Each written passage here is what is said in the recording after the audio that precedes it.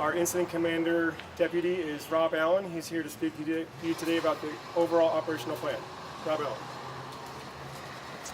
Good morning, everybody.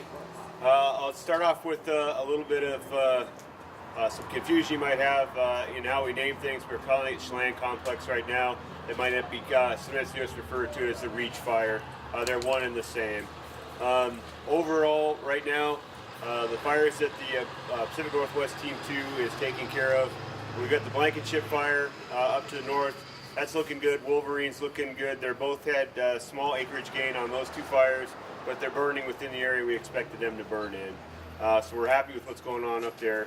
The first fire, just up the lake shore here, we had some challenges on that yesterday. That's still growing off to the north and to the west, but we did get some lines secured on the southern end. We've kind of moved it into the slide area. First Creek is holding really well right now. We've had crews in there working, and now we're starting to look up on the top there, trying to take out that northern end with some dozer line and some hand line up in there. Down here on the Chelan Complex, the Reach Fire, that's looking really good here in the town, in the area of Chelan. In this area, we're going back through those areas today, especially through a lot of the houses that were burned around that are still standing, and making sure that we have that secure. We haven't missed anything, that we don't have anything else that might pop up in there. So we're redoubling our efforts back through there. The part of the fire on the east side, on the other side of the river, out there in Douglas County, also looking really good. We've downsized our night shift out there last night. Those engines went up towards Omak to help there in the firefight that's going on up there. Our day shift is shrinking also. We moved some of those people back across the river to help out in here. Our camp that's over there right now will be kind of closing down by the end of today, and we'll be in kind of a patrol status on the east side of the river. Our major effort for today is on the west side of the Chelan Complex Reach Fire, heading up the Cooper Ridge. We've got about 8 dozers working up there, several hand crews, a lot of engines working in that area, trying to get fire up and away and on that road. We're opening up some old dozer lines that were up in that area, and we're driving it up towards the Black Canyon fire. The Black Canyon and McFarland Fires last night, they burned together, so that's one fire now. Wasn't a lot we could do in between those two fires, and there's not a lot we're going to be able to do between the Black Canyon and where the top of the Reach Fire is right now. Those fires will probably, in the next couple of days, it's 1.5 miles, 2 miles apart right now, they'll probably burn together in the next couple of days.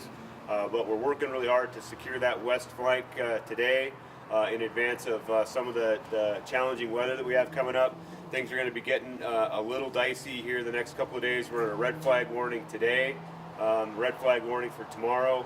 We're going to start seeing a shift in the winds this afternoon from the southeast to turn back around coming to the northwest as this dry cold front moves through.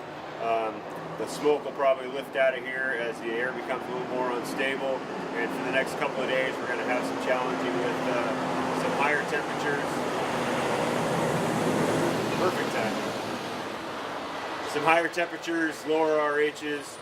The air will become a little bit, the atmosphere will be a little more unstable, so we'll see some more fire activity for sure out of the next couple of days out of all of our fires. On our east side of the fire, the Reach Fire, Black Canyon, and McFarland, we're working on some dozer line up on that northern end. They had some line put in along a road system up there to keep the fire from moving into the Methal area. We started working on that yesterday. We had a burnout plan, but fire activity picked up enough that we felt we'd hold off on that. They're going to try getting some of that burned done this morning. Haven't heard how they're doing on that, but we've got some line in there.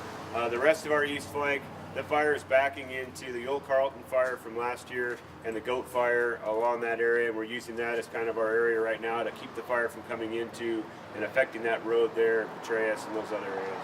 We had a good meeting up at Petraeus yesterday. We're getting 2 more National Guard crews showing up today to help in with our fight. We've got over 1,000 people working on all these fires right now coming together, and as we're working through the next couple of days, we've been here now, the Pacific Northwest team, for 18 days, 19 days. We're coming up on time where we need to transition out with another team, so the Southwest team, another Type 1 team, is here. They were in brief this morning. They'll be shadowing with us today and tomorrow, and they'll take over the fire at 6 o'clock on Friday morning. and they'll be in charge. You'll see some of them tomorrow. They'll be here for this press conference as they start getting their feet on the ground and start to figure out what's going on. It does give us the advantage for the next couple of days of having 2 Type 1 teams standing right here, trying to figure out what's going to happen with the weather as we move into the weekend.